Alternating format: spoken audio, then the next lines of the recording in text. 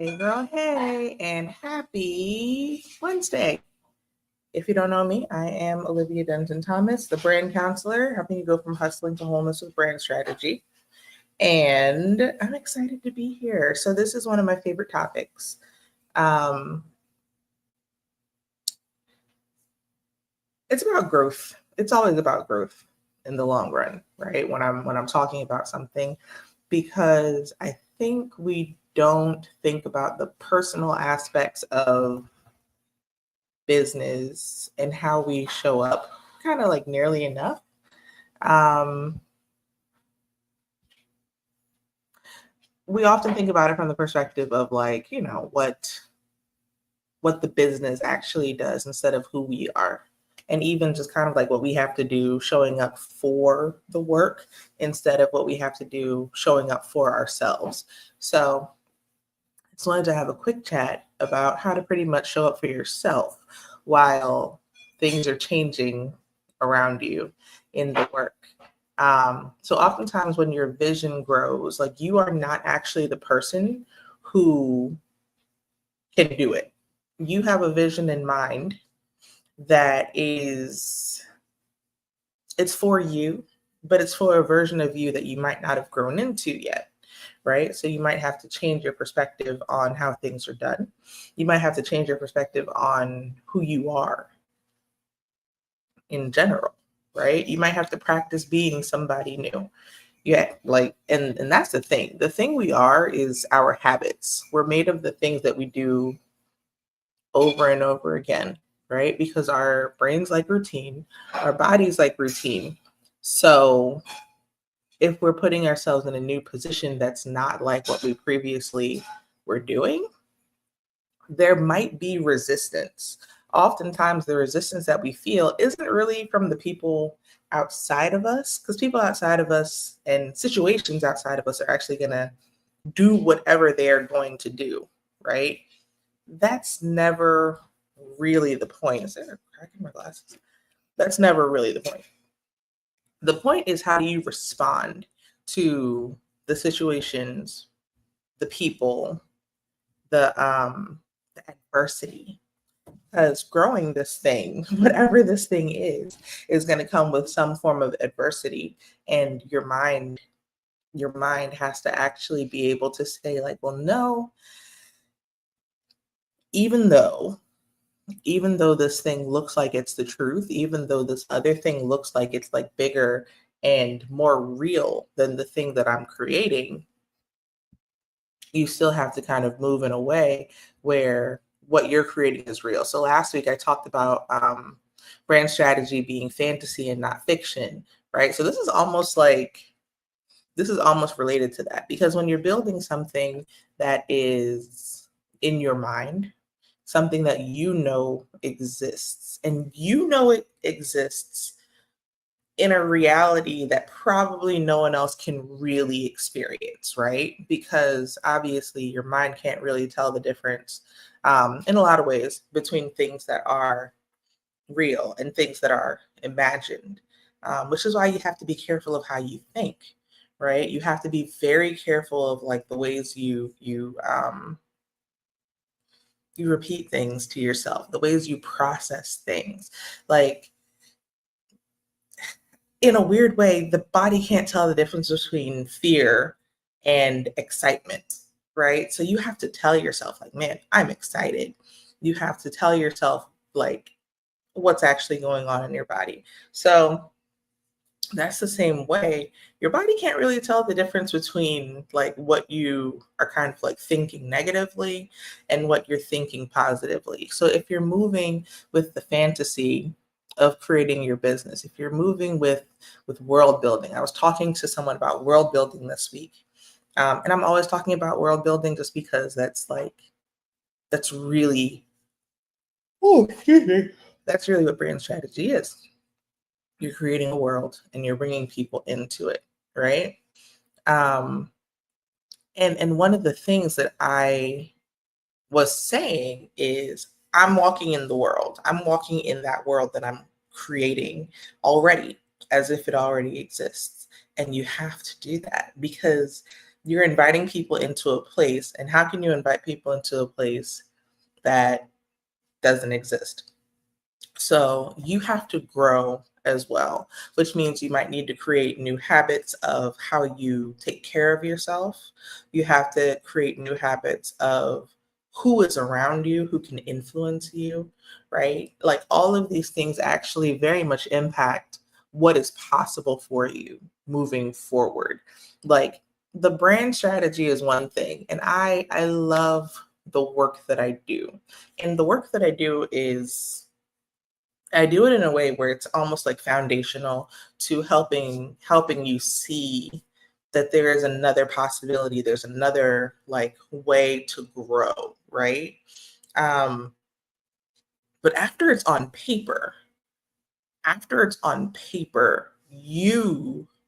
your soul still has to adopt the idea, the work that this is what you're doing and that this is the reality that you're going for, right? Like my husband used to say, I'm a delusional optimist. Um, and kind of, right? And maybe not delusional, just optimistic, right? Because optimistic is looking for the proof that the thing is possible, right? And when I'm not delusionally optimistic, I am hopeful, which is leaning to the idea that there is more, right? There is something outside of me that is bigger and that is like coming, and I get to be a part of creating that thing and like bringing that manifestation into the world. And those are the things you have to like remember. Those are the things you have to like keep in mind at all times as you're building, because the thing, it's on paper now, which is wonderful. Kudos to you. Um, but now you have to live it, right? Like this is something you have to train yourself into. This is athletics. Business is athletics, right? Business is fantasy, business is athletics. It's so many different things. So now you have to train yourself into this reality that, oh, excuse me, that this thing that you want to become, that this thing that you are is really what it is. Like you can't say to yourself, like, what would such and such do? It's like, what am I doing? Because I am this, right? I am this founder. I am this CEO. Like I am this impactful business. Like all these things that you say that you want to be, like you have to ask yourself daily, what would that person do? And do what that person would do, honestly. And if you need help with that, you can tap into your community. It is great to ask your community those questions and see how they can help you. Also, like this is one of the good uses of AI. Use your AI and talk to it and say like, hey, you know what? This is what I'm thinking about. If you were my co-CEO, like how would we go about working through this today, right? Obviously, don't let it tune your thoughts. You tune it so that it can like help you to decide what actually is important with your priorities for the day, right? It helps. It actually does help a ton to have something else, or someone else, something or someone else actually come in and help you determine what's important, what's necessary, um, and what growth looks like for you, right? Like, I think one of the things about growing, I think one of the things about growing that makes it kind of hard, um, is that you don't know that person. Like, you don't actually know that new person very well. So, so it's almost hard for you to gauge like what good actually looks like on the other side of what they're doing, right? What good looks like. My homegirl says that, and it is in my brain, and I love it because we don't know. It is about alignment, and once we know once we know what aligns with our mission, our vision, our values, right? The version of ourselves that's out there, we can actually ask that question over and over again. how does this align? Does this align at all? And make the decisions from that place instead of a place of confusion. Because what can come easily is confusion, especially when you're doing something that you know is going to change things, not just for you and not even just for like a little set of people, but for like a lot of people, because your vision is huge. Your vision is actually shaping something, moving forward, right? So other people are going to hear what you're saying and they're going to love it. And they might even try to take it, right? And that is scary. A friend and I were talking about that yesterday. And that's actually a constant conversation I'm having with my husband, with my lawyer, right?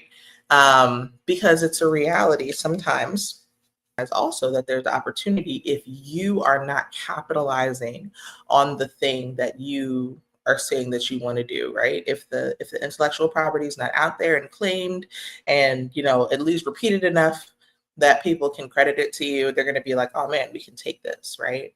And that's scary. That is scary. So there's kind of two things on that where you really have to push it forward as much as you possibly can, like package it, protect your intellectual property as much as you can, package it and put it out in a way where people can recognize that it came from you, right? But also don't be discouraged when people want to be you.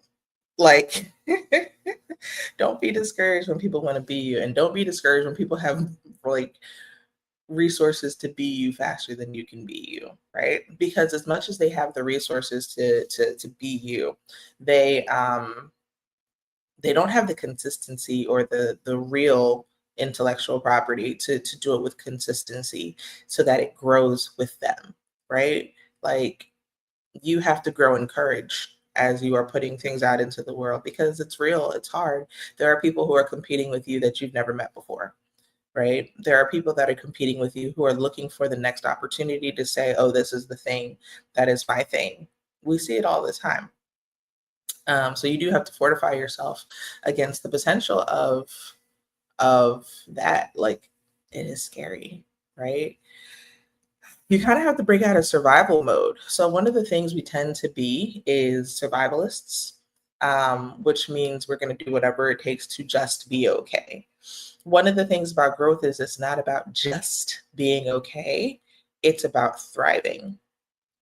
Survival mode often looks like just kind of doing what you can to get by, leaning into people pleasing and seeing what everybody else wants or needs around you, and shifting to their desires.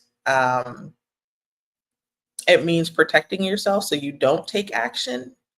Like you have to move out of those behaviors, right? It means doing things that you probably wouldn't do. It also might mean negotiating, right? I think sometimes we get into a position of fear, um,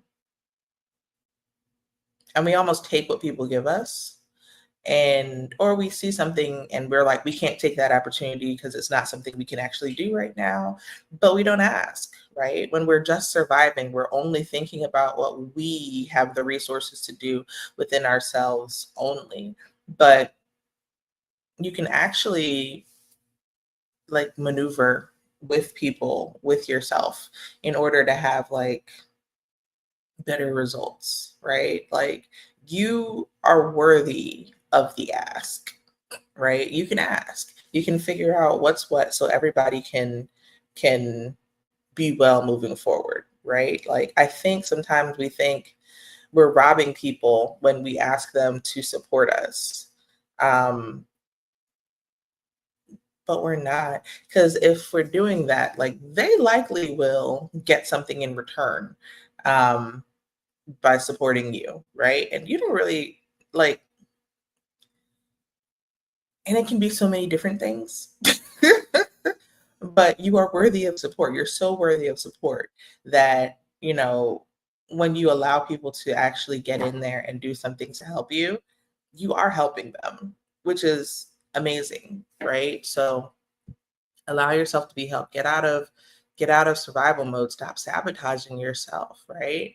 The new version of you is going to require some shifting. It's going to require some pain. It's athleticism. You're going to have to go in there and you're going to have to like make it. You're going to have to create the newest version of you and remember that that's you every single day so that you actually grow, you actually change. And like, you're not just taking action, but you're taking flight, right? But from a new place. It's not easy, but it's worth it. And I mean, every version of you, like, it's not like you're going to do this one time and suddenly, like, that's the last time you have to do it. You're going to have to keep doing it over and over again. So remember that it is good, right? You weren't meant to come and like grow a little bit and then that's it. There are still more stages of growth that you get to actually experience. And it requires cultivation. It requires pruning. It requires a lot of care to actually make those like leaps, those steps. And it's good. It's good because if you want to get to that next place, there is always a next place. If you want to get to that next place, you have to take care of you now, right? Like, which is another thing. If you're always focused on the next thing, that's anxiety. If you're always focused on the past, that's depression. So, like, yes, of course, plan for the next thing and cultivate yourself now, right? Because you have to take action now for the next to even happen. So I hope this is helpful. I really do. These are like, I'm always talking about processes that I'm talking to people about and also processes that I'm like constantly going through myself because there is something that I want that is, it's not here yet. And I'm seeing sparks of it, but there's still work to do. So it's not just a spark and it turns into just like this whole big flame, right? And this is the process. This is how it looks. Like the vision is growing. So the person that I previously was cannot walk into that vision because they don't have the capacity. You have to increase your capacity for good, your capacity for good. Let's actually stop there for a second. I think people think you have to increase your capacity for pain. And yeah, but it's also your capacity for good.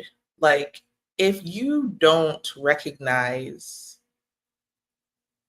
that good is for you, and if you have a body set toward discomfort being your default, you will always fall back into that and sabotage yourself because you don't think that good is for you. I've seen it play out. One day I'll talk about that. But wow, I've seen it. Like, you have to believe that there's good that is for you and not just good for other people, right? Because if you don't believe it, if you don't know that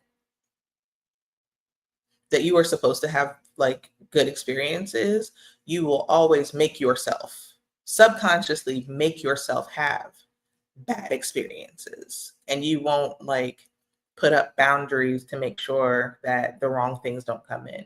You won't take the appropriate action to make sure that the life that you're living actually manifests the good things, right? You have to know that good is for you. All right, have a great day. Stay intentional and keep flourishing. I cannot wait to see you next week. If you would like to work with me, I will drop the details in the comments. And yeah, have a good Maven morning.